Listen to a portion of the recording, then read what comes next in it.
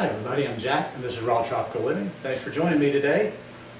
I did a few videos ago, I don't remember, probably now, it'll probably be 2 or 3 days ago, and I was talking about how the food had changed my consciousness and given me clarity. So yesterday I started looking around a little bit and just kind of researching that. Like, you just gotta love it. You know, I have a new roommate, or a temporary roommate, and she has an 11-year-old son, and I find myself telling him over and over my new mantra, or my mantra that somebody beat into me when I ask them questions over and over is, go to Google, go to YouTube.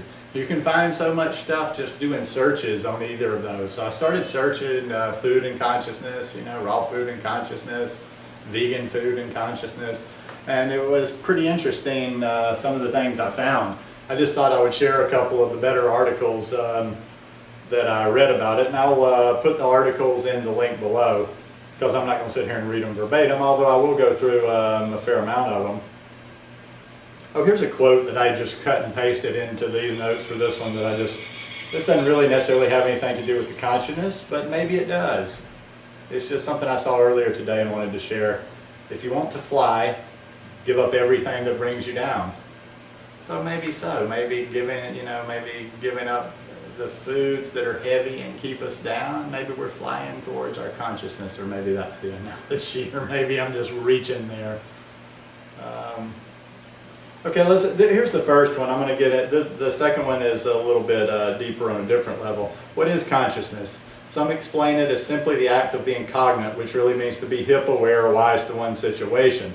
The process of evolving consciousness considers the notion that one can be less aware of their current state of being and what is going on around them, and then evolve that awareness so as to become more attuned to the present moment. This article is meant to explore the possibility food has to assist one in the evolution of consciousness. It has come to my personal attention, as well as to the attention of many nutritionists, health practitioners, doctors, neuroscientists, fitness professionals, teachers, and those of various other professions, that what we eat affects us in some way. Quantum physics explain that consciousness affects reality. So this would suggest that food and its effects on us are dictated by the amount of awareness we direct towards it. This creates a type of circular relationship where food can influence thought and behavior because of the behavior and thought directed toward it. Read that again. This creates a type of circular relationship where food can influence thought and behavior because of the thought of the behavior and thought directed toward it. Once this is fully understood, the possibilities expand. Plants and food grow with different constituents, which may be analyzed and studied with various equipment and under different circumstances in order to determine effectiveness and results. Okay, let's go down, let's skip to the good stuff. Or not, it's all good stuff, but you'll be able to read it. I just want to kind of hit highlights in this. When we begin to see food as a tool for consciousness rather than solely as a necessity for biological life, a new relationship develops between the person, what they consume, and how they consume it. For example, if spinach were just seen by Popeye to be a healthy green salad from which he could derive iron, it would have a very different effect on him, as opposed to knowing it to change his physical strength and vitality, boosting him into a greater, fuller expression of who he really was. The same is true for each of us.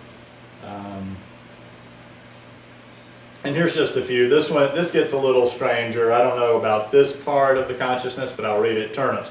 White in color. Turnips draw nutrition from the black soil around them and yet do not change in color themselves.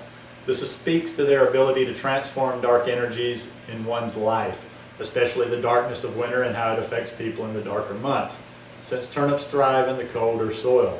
Turnips could be ingested with the intention of lifting the feeling of heaviness and easing uncomfortable sleep patterns.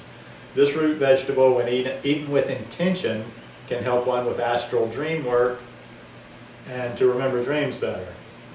Interesting stuff. I'll read one more. I'll read pumpkin. If one seeks to alter their current point of view, pumpkin could be a great tool for this due to its quick ability to grow in size. To expand one's awareness is a gift given by eating pumpkin with the intention to do so. A greater attunement with the earth and its vibration, including how to work with plants, is provided through harmonizing with pumpkin. The orange color of the pumpkin resonates with the lower chakras in the body, especially inspiring courage, sexual healing, and rootedness in one's body. little bit more, and it just ends up by saying, as science and metaphysics grows and explores the myriad of ways in which food and other substances can affect our many layers of self, more information like this will begin to come about. For now, this is just a tip-off to begin to look at food differently and to suggest that perhaps food can inspire more than a full stomach, but perhaps an evolution in the way consciousness is experienced in life. Okay, some interesting ideas. Some of the stuff with the particular colors I don't know about, but I'll put that in the links and you guys can check it out. And here's one here. This was a good one. This one got into some stuff in the Ayurvedic, mixing with Ayurvedic and India and the Hinduism. How does food affect consciousness? Is your food a drug or an elixir of the spirit? No doubt, you no doubt know people who struggle with making dietary changes, or maybe you yourself have found at one time or another that breaking up with a food or substance is very hard to do. Food affects consciousness in very powerful ways, and you have to be mentally prepared to take a step forward by shifting from one way of eating to another. Now that's very important. You can take that in just like your journey of what you're doing in general. Let me read that again. Food affects consciousness in very powerful ways, and you have to be mentally prepared to take a step forward by shifting from one way of eating to another. We came to this earth to learn many things, to overcome all kinds of obstacles and to move forward. Food is an arena in which this evolutionary pattern is being played out in a spectacular, panoramic way. Food affects consciousness, and some people are not ready to move along. It can be so hard for a six-pack nacho person to shift to papayas and mangoes, as both the taste and the effect on consciousness are so different that some might feel like they're falling off the edge of the earth.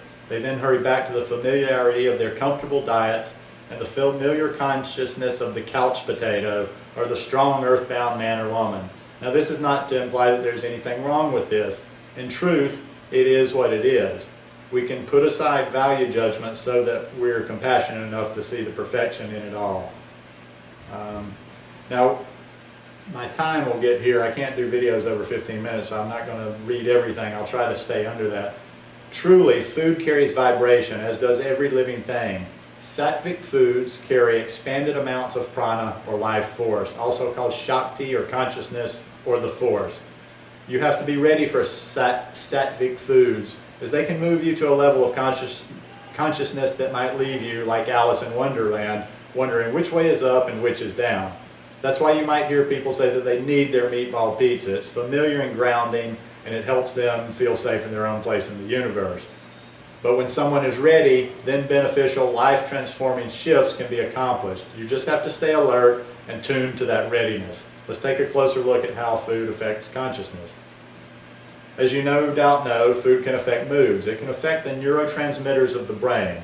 It can have an impact on blood sugar, which can make you weepy or diabetic or nervous or angry. Food affects behavior. Observe a drunken post-football game party versus a picnic with strawberries, cantaloupes, and figs. How many children have been quieted down when their parents took them off Oreos and Hostess Ho-Hos? Apples and almonds have soothed their little souls. It goes on down. Food is used for comfort. We talked about that in comfort food. Some people identify certain foods as with comfortable states of the body and mind.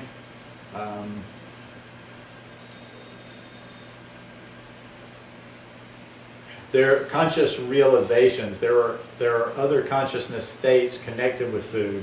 Ecological consciousness, for example, awakens you to the ways in which your habits are affecting the rainforest and the oceans. You may then be ready for a shift. Political consciousness is another, in which you become aware of how the big players are making policies and pies and cakes for the rest of us. One day you may say, I'm not going to take it, not going to eat it anymore.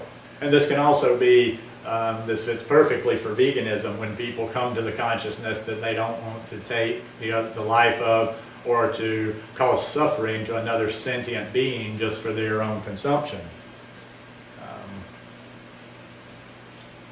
Gets into another little thing down here that I like, and this gets into a little bit of stuff from leaning towards the religious aspect. You can think of it as the universe, or you can just think of it in a universal form as giving gratitude. But it says, prayer and sacred consciousness is another level in which you understand food as prasad. excuse me a second, I wanted to, prasad, we'll go back to that. I skipped a spot here. A little bit further up when we're talking in the sattvic foods, and you have to read this article. This is a really good article. Hindus constructed a specific system delineating the effects of food on consciousness. They classified foods as tamasic, rajasic, or sattvic. Tamasic foods are stultifying and heavy, such as overcooked food, alcohol, or drugs. If you've ever passed out or witnessed someone passing out after a Thanksgiving meal, you can instantly see that the effect of the meal was like a ton of bricks on consciousness. Rajasic food is stimulating and can make you restless and overactive. In this system, highly spiced foods and vegetables like onions and garlic are considered irritating to the body and mind. And sattvic foods exert a calming and uplifting influence, such as fruits and vegetables that emerge from blossoms and have a spiritual vibration.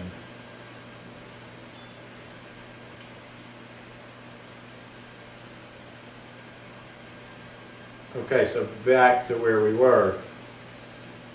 That we're going to have to look up. I thought there was something, and I've probably missed it, that talks about what prasad was, but I think we can get the context of it. Prayer and sacred consciousness is another level in which you understand food as prasad. Oh, I should have read down. This is a Sanskrit word that means a gift from God, like I was talking about in the video about gratitude, giving thanks for every bite we eat. This is a consciousness of blessing everything you eat and drink, and of giving thanks always. It's about seeing how fortunate you are to be blessed with your beautiful food, especially when so many in the globe have so little. It's about living in this gratitude and joyfulness as often as you can remember to do so. It's also about having compassion and acceptance for those who are doing things differently. You hear that? I want to read that one again. It's also about having compassion and acceptance for those who are doing things differently. The readiness to shift consciousness determines when people shift their habits and patterns. It's also about remembering that we are all in the perfect place to learn whatever we came here to learn.